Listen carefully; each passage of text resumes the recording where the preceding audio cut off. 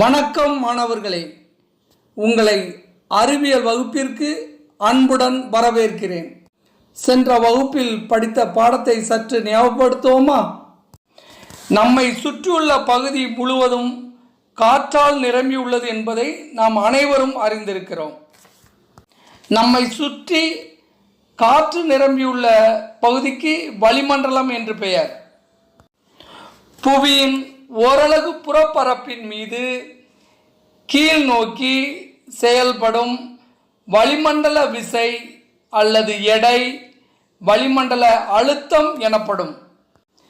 இது பாதரசமானி என்ற கருவியால் அளக்கப்படுகிறது. இந்த பாதரசமானியை டாரிசெல்லி என்ற அறிவியல் அறிஞர் கண்டுபிடித்தார். ஒரு வளிமண்டல அழுத்தம், அதாவது 1 அட்மாஸ்பரிக் பிரஷர் என்பது பாதரசமானியில் உள்ள 76 சென்டிமீட்டர் உயரமுடைய பாதரசத்தால் செலுத்தப்படும் அழுத்தம் என்று வரையறுக்கப்படுகிறது. இதன் மதிப்பு 1.01 இன்று 10⁵ Nm⁻².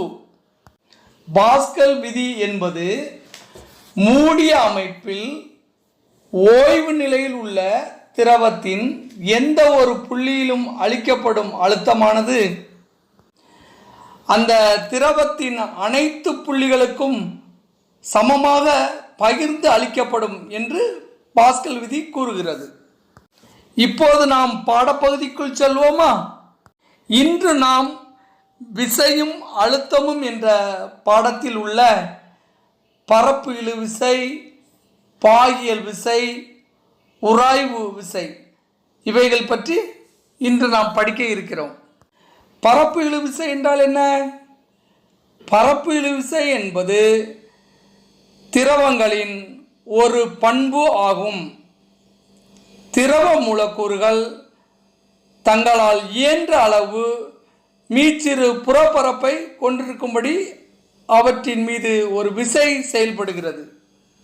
அதாவது திரவத்தின் புறப்பரப்பில் ஓரளவு நீளத்திற்கு செங்குத்தாக செயல்படும் விசை பரப்பு இழு விசை என வரையறுக்கப்படுகிறது.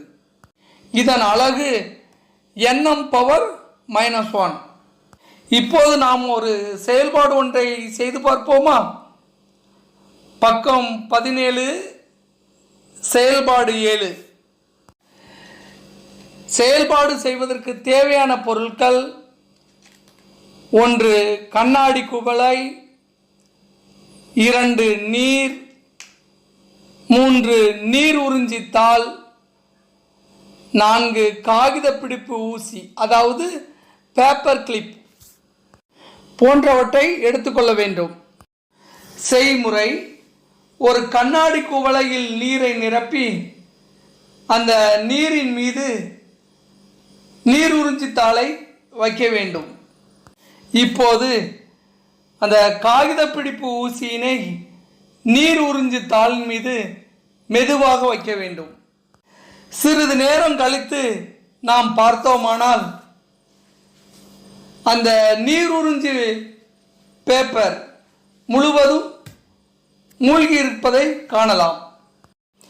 ஏனென்றால் நீர் உறிஞ்சி பேப்பர் நீரை உறிஞ்சியதால் அது நீரில் மூழ்கிவிட்டது. ஆனால் காகித பிடிப்பு ஊசி நீரை காட்டிலும் அதிக அடர்த்தியை பெற்றிருந்த போதிலும் அது நீரில் சிறிது மூழ்கிய நிலையில் மிதக்கிறதை நாம் காணலாம். ஏனென்றால் நீரின் மேற்பரப்பில் உள்ள நீர் மூலக்கூறுகள் இழுத்து கட்டப்பட்ட ஒரு சவ்வை போன்று தங்களது பரப்பை குறைத்து கொள்கிறது. அவற்றின் மீது செயல்படும் விசை நீரின் பரப்பு விசையை குறைக்க முயல்கிறது.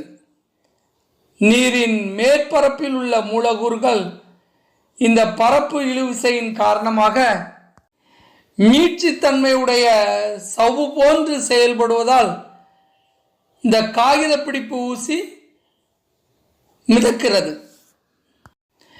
மழை துளிகள் இயற்கையாகவே கோள வடிவத்தை பெற்றிருக்கிறது.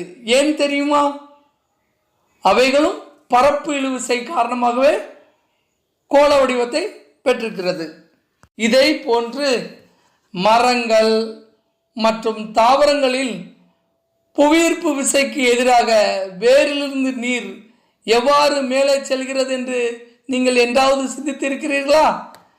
இவைகளும் பரப்பு இழுவிசை காரணமாகவே நடைபெறுகிறது. நாம் அன்றாட வாழ்வில் காணும் பரப்பு இழுவிசையின் பயன்பாடுகள்: 1. கடுமையான புயல் காற்றின் போது நீரின் பரப்பு இழுவிசை காரணமாக கப்பல்கள் சேதமடைகின்றன. அவைகளிலிருந்து பாதுகாத்து கொள்ள தூள் அல்லது எண்ணெயை நீரில் பரப்புவதன் மூலம் அதன் தாக்கத்தை மாலுமிகள் குறைக்கின்றனர். 2. நீரின் பரப்பு இழுவிசை காரணமாக நீர் சிலந்தியானது நீர்ப்பரப்பின் மீது எளிதாக நகர்ந்து செல்கிறது. அடுத்ததாக நாம் படிக்கப் போவது பாகியல் விசை. பாகியல் விசை என்றால் என்ன? ஒரு திரவம் பாயும் பொழுது திரவங்களின் அடுத்தடுத்த அடுக்குகளுக்கு இடையே அவற்றின் சார்பியக்கத்தை எதிர்க்கும் வகையில் செயல்படும் விசையே பாகியல் விசை எனப்படும். பாகியல் விசையை பாகுநிலை என்றும் அழைப்பர். பாகியல் விசை CGS அலகு முறையில் பாயில்ஸ் என்ற அலகாலும் SI அலகு முறையில் kgm⁻⁻1 s⁻⁻1 அல்லது nsm⁻2 என்ற அலகாலும் அளக்கப்படுகிறது. இப்போது நாம் ஒரு செயல்பாடு ஒன்றை செய்து பார்ப்போமா? 18ஆம் பக்கத்தில் உள்ள செயல்பாடு 8ஐ செய்து பார்ப்போம். தேவையான பொருட்கள்: 1 தேங்காய் எண்ணெய், 2 தேன், 3 நீர், 4 நெய், 5 சில கண்ணாடி தகடுகள் போன்றவைகளை எடுத்துக்கொள்ள வேண்டும். செய்முறை: முதலில் கண்ணாடி தகடை ஒரு புறம் உயர்த்தி வைத்துக்கொண்டு முதலில் தேங்காய் எண்ணெயை கண்ணாடி பரப்பில் ஓடுமாறு செய்ய வேண்டும். ஓடும் தேங்காய் எண்ணெயின் வேகத்தை கூர்ந்து கவனிக்க வேண்டும்.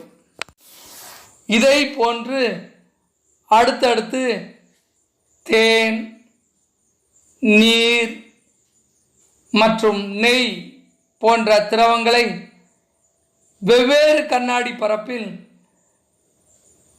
ஓடுமாறு செய்து கூர்ந்து கவனிக்க வேண்டும்.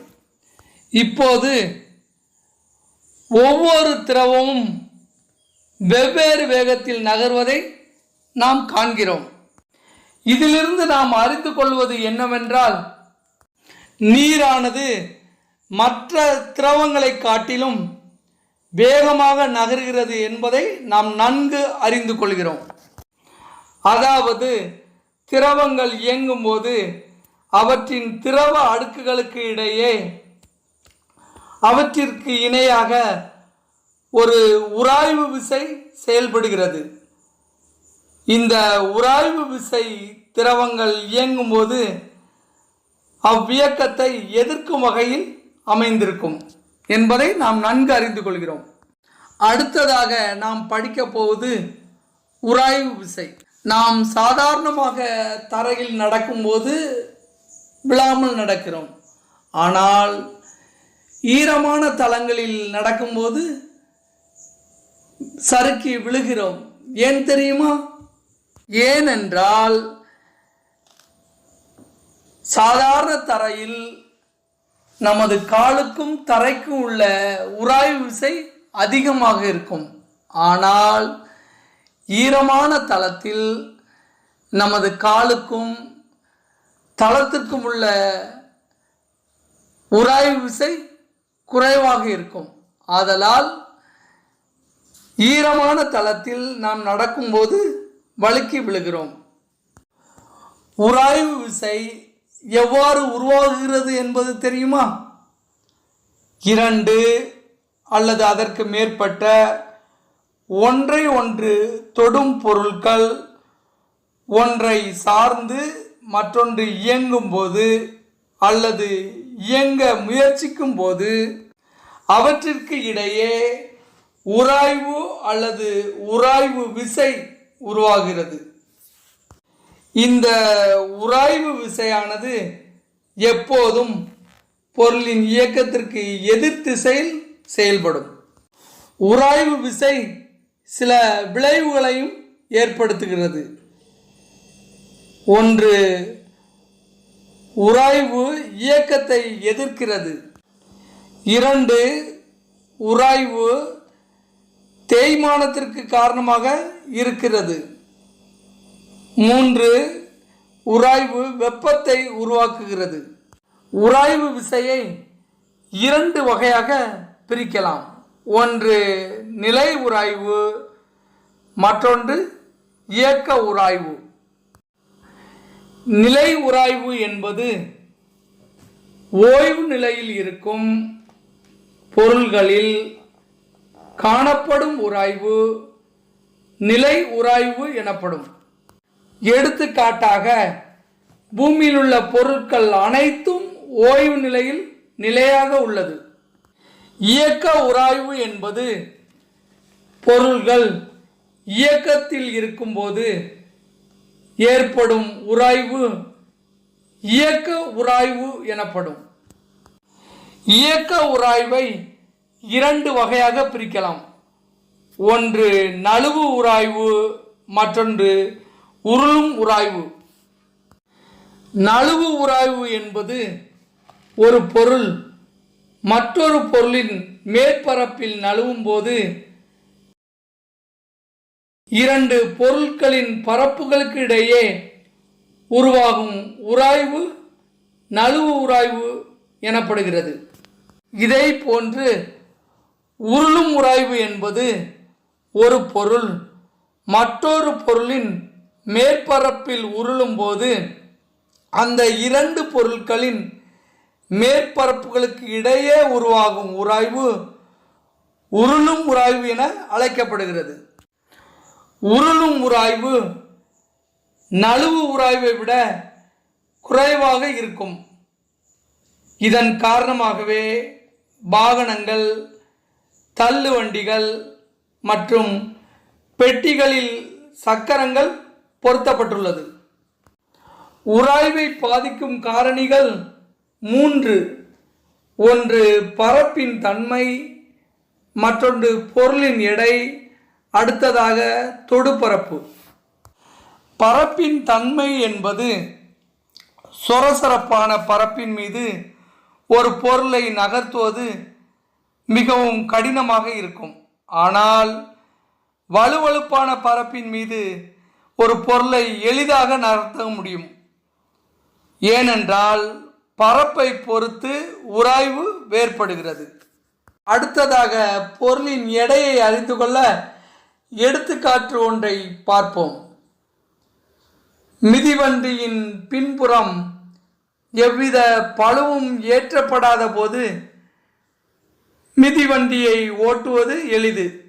ஆனால் மிதிவண்டியில் பளு ஏற்றப்பட்டவுடன் எடை அதிகரிக்கிறது. இதனால் மிதிவண்டியின் சக்கரத்திற்கும் சாலைக்கும் இடையேயான உராய்வு அதிகரிக்கிறது.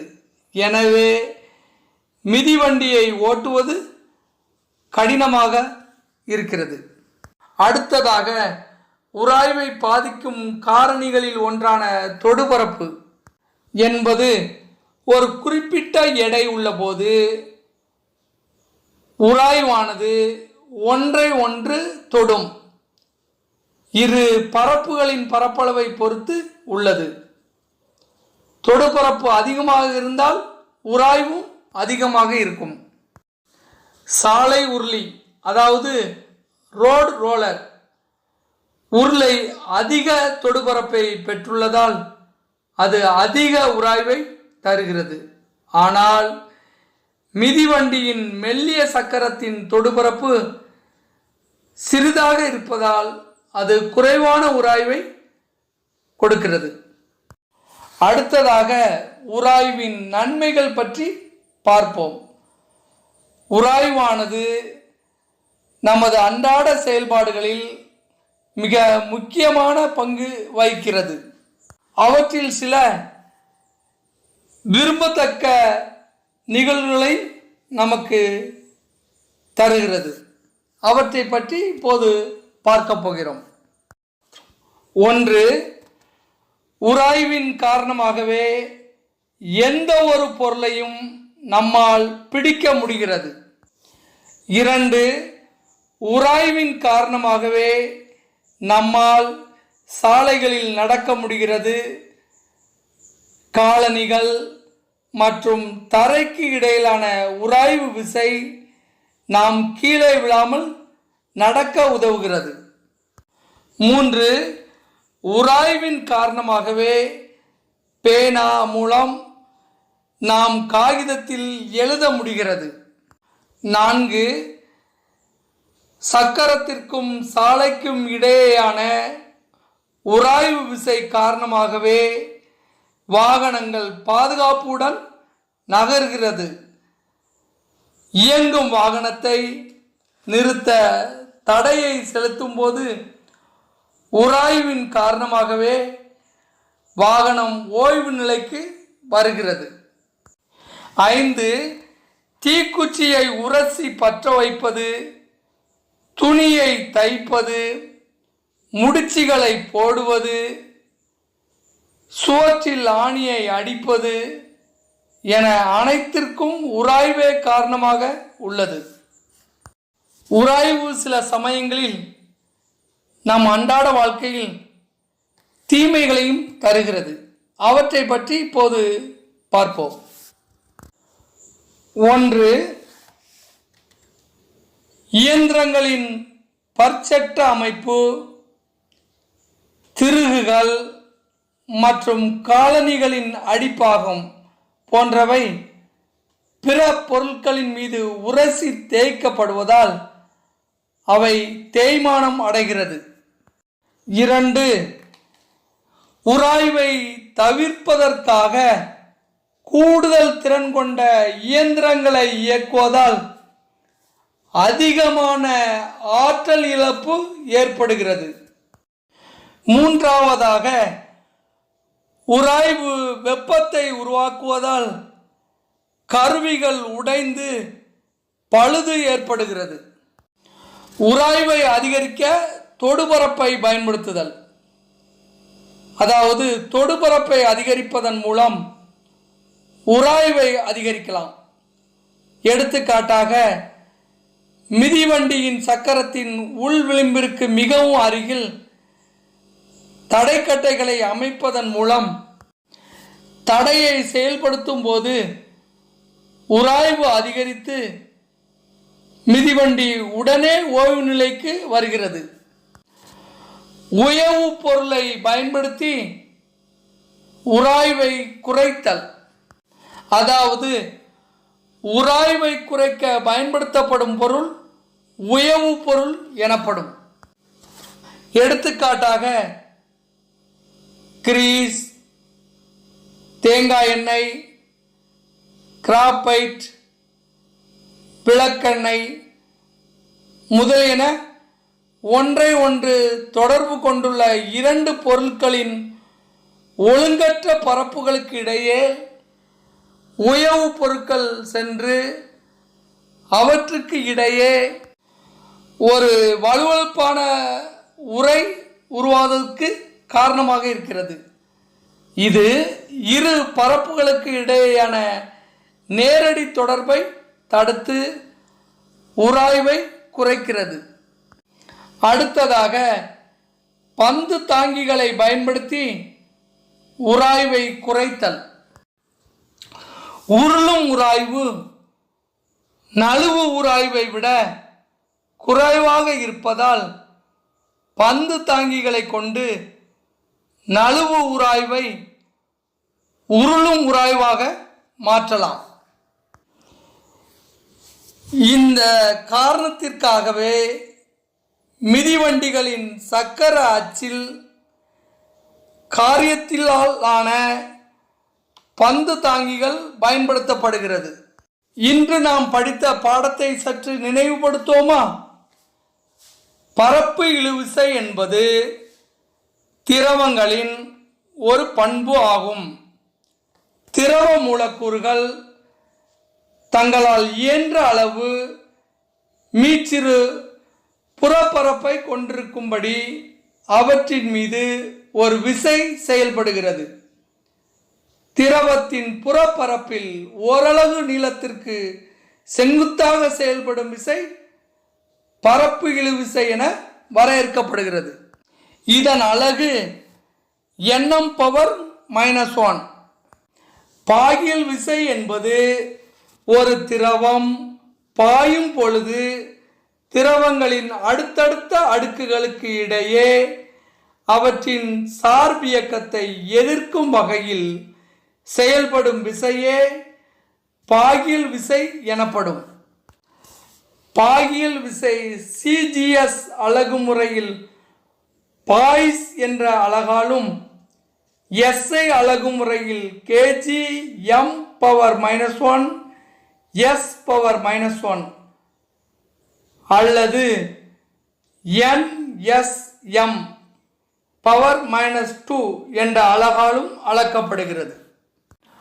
உராய்வு விசையானது இரண்டு அல்லது அதற்கு மேற்பட்ட ஒன்றை ஒன்று தொடும் பொருட்கள் ஒன்றை சார்ந்து மற்றொன்று இயங்கும் போது அல்லது இயங்க முயற்சிக்கும் போது அவற்றுக்கு இடையே உராய்வு அல்லது உராய்வு விசை உருவாகிறது.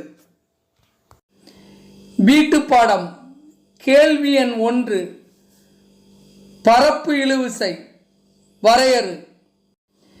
கேள்வி எண் 2. பாகியல் விசை வரையறு. கேள்வி எண் 3. உராய்வு பரப்பின் தன்மையை சார்ந்தது என்பதை நிரூபிக்கும் சோதனையை விளக்குக. இன்றைய பாடப்பகுதி மாணவர்களுக்கு நன்றாக புரிந்திருக்கும் என்று நம்புகிறேன். மீண்டும் அடுத்த பாடவேளையில் சந்திப்போம். நன்றி, வணக்கம்.